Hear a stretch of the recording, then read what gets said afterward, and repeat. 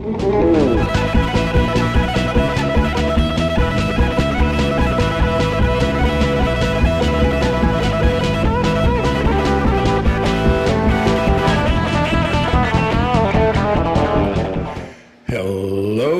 guitar slingers. I'm happy to say that I'm very, very proud of each and every one of you guitar slingers. We've come a long way in 6 weeks. I recorded this last session, and there were segments in there that actually started to sound like an ensemble. So, since we're getting up there a little more in numbers, starting next week, I will be recording every session so that when it does come together and the music gels, I'm going to send you the clip. And you can start feeling what it's like to be part of a group. Now, we've been running a format that's a little bit like a free-for-all, and it's been a lot of fun, and the fun will continue. However, at this point, it's very important for us to now to learn and adopt the behavior of an orchestra. So I'm sending a list of 5 guidelines. They're not rules, but they are guidelines. And of course, we're going to make mistakes. But these guidelines are standard procedure for any kind of a chamber group or orchestra or string quartet even. Maybe not for garage bands where they just yell and scream and play the whole time. But these guidelines are for helping us to actually become an ensemble, and eventually, way down the line, to be able to have the option of performing for the other members of Jocelyn Center, to encourage them and show them what we've done. So please read through the guidelines, and that should really make everyone's experience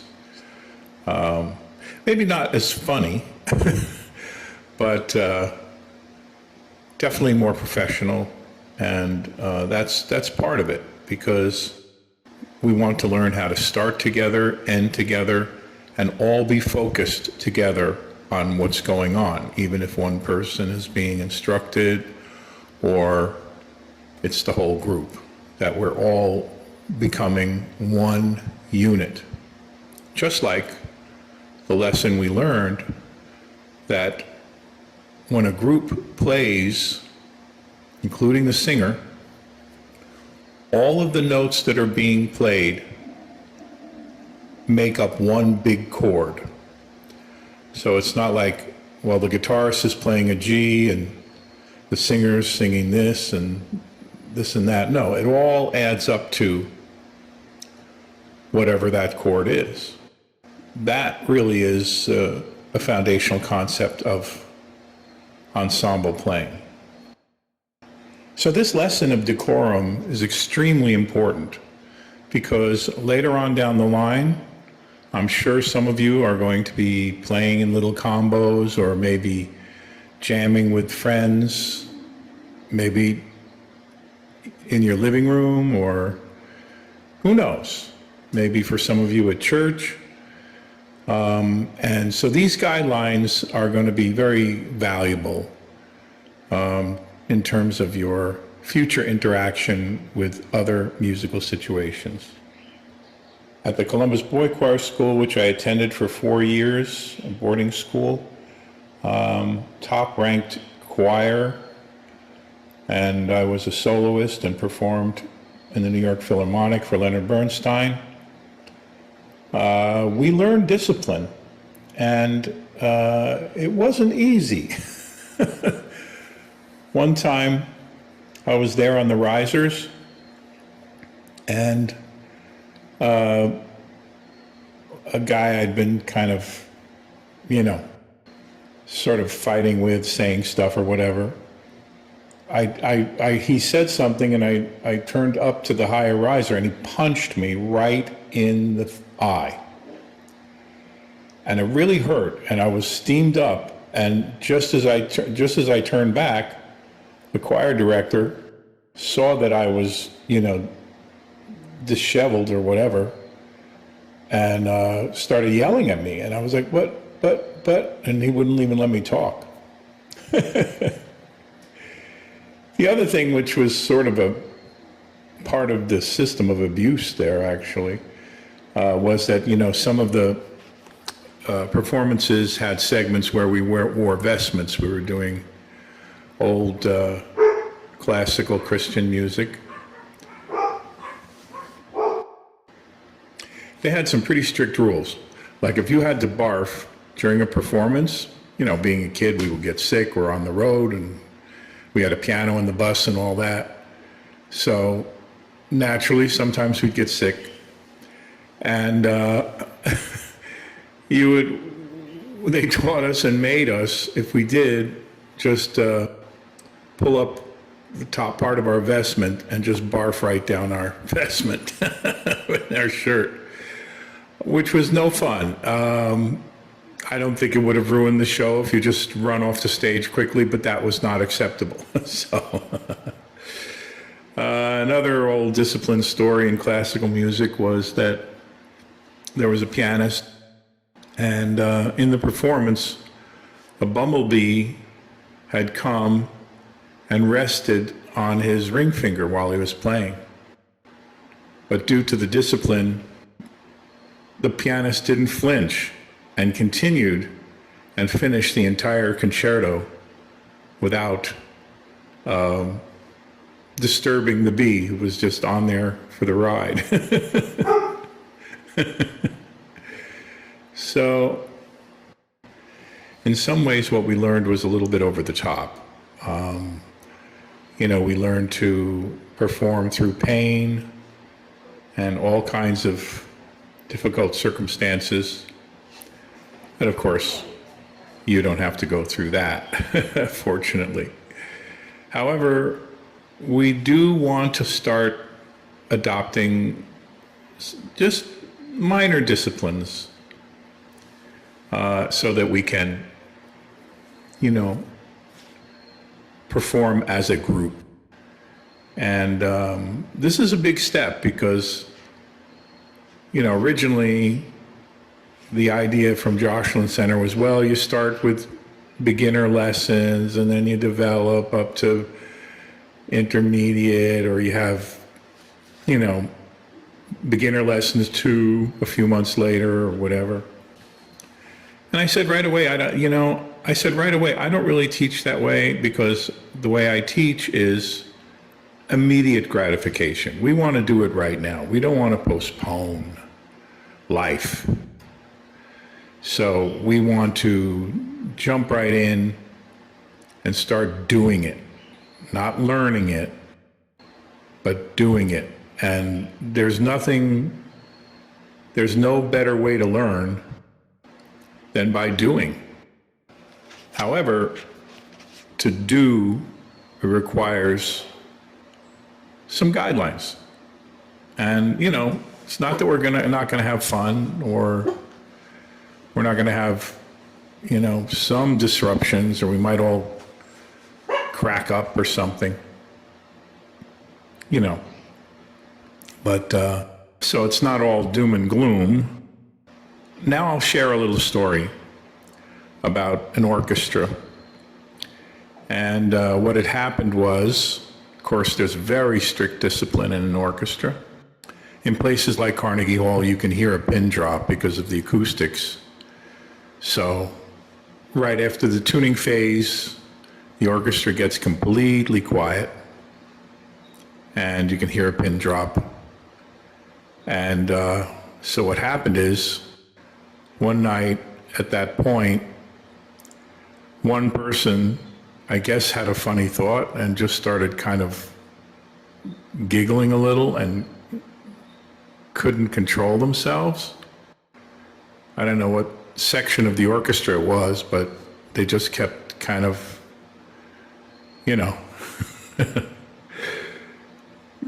kind of losing it, and they started, at a certain point, they just couldn't help it and just started kind of laughing. And then, everybody's kind of looking around, and in the orchestra, some people started to kind of giggle a little bit. They were trying to, avoid it. And then it got to the point where the laughing was really catching, and you could see like the violins were shaking because they were trying not to laugh. And then and then it extended out to the audience, and some of the audience started laughing and noticing what's going on. And then before you know it, the whole place just lost it, and audience, orchestra, and then even finally the conductor threw his hands up, and everybody just started laughing their ass off. About what nobody knows. But they tried the discipline because they were, the instruments were shaking from them trying to suppress the laughs. So it's all in a good spirit, and we're still a very small class, so don't be thrown off by these guidelines. But I promise you that when push comes to shove, whether this is in your personal musical journey, even if it's as simple as playing for your family in a situation like that, and especially playing with other people, this kind of procedure and discipline will go a long way to prepare you for those kind of special moments that you'll really cherish. Because when you do inspire people with your music, and you do express your feelings, and they really absorb it and pick up on it and are transformed to some degree, that's really what it's all about. And one of the great things about learning music, or learning to be a true musician, is it helps. It's kind of mental gymnastics, where you learn to concentrate and sort of meditate and focus. And then also, at the same time, while you're actually controlling so many things physically and interacting with so many things, you're able to actually have the capacity to enjoy the whole sound and process of what's going on. And again, back to that musical experience. It's something that's very, very special in life.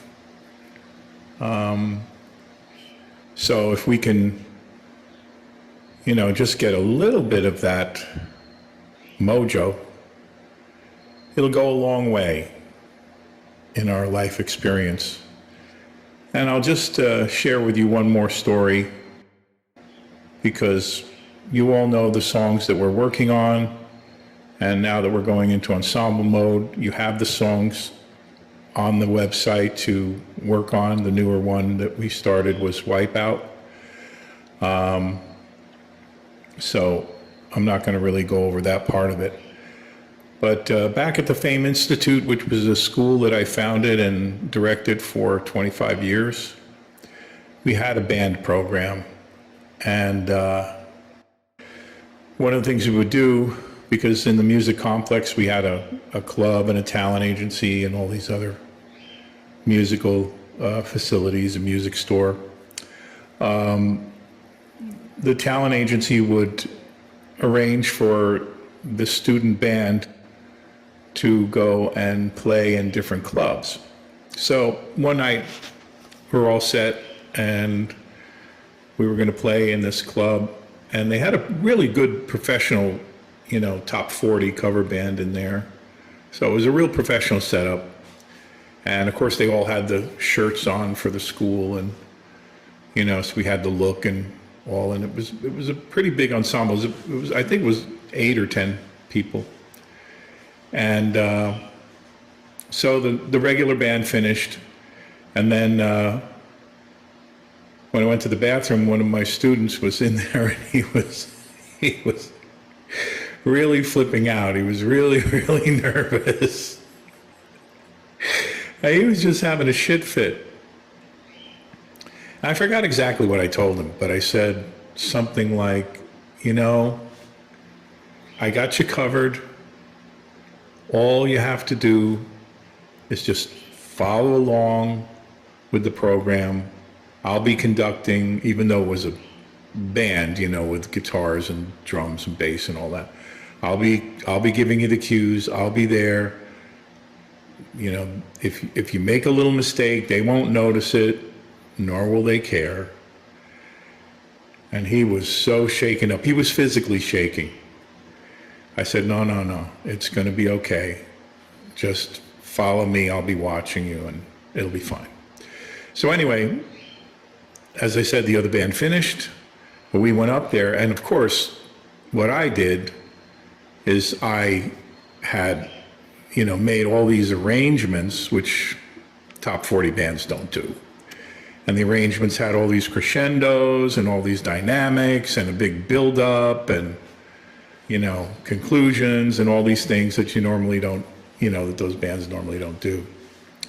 And so, sure enough, we played, and the audience freaked out, especially when we brought in all those dynamics. The audience went nuts. And then the band members, also of the professional band, they were, you know, also so impressed. They were also clapping and cheering and stuff. And it went over like gangbusters. And again, largely because the arrangements that I put in there, so I had them covered. So anyway, later on, I walked by the table, and there's the guy who was shaking with fear. And he was sitting in between these two girls. He was just smiling, all cool, and kind of shaking his head like, And it was just such a wonderful transformation that, you know, with just going through this process of learning a little discipline, having preparation, like, you know, proper arrangements, interacting with the other players, that, you know, he ended up having such a wonderful experience, and it boosted up his ego, and I was so happy to see him there. The girls were going, oh, you know, you did so well. And he's like, yeah, oh, yes, of course, no. So anyway, again, I'm very proud of all of you that we've gotten to this point, and I want you to really pat yourself on the back for showing up and doing such a good job. And now it's time to prepare yourself for the next phase, because we're no longer a class of individuals, but we are becoming an ensemble. So I'll look forward to seeing all you guitar slingers next Wednesday, but now as a group ensemble at the wonderful, fantastic Jocelyn Center.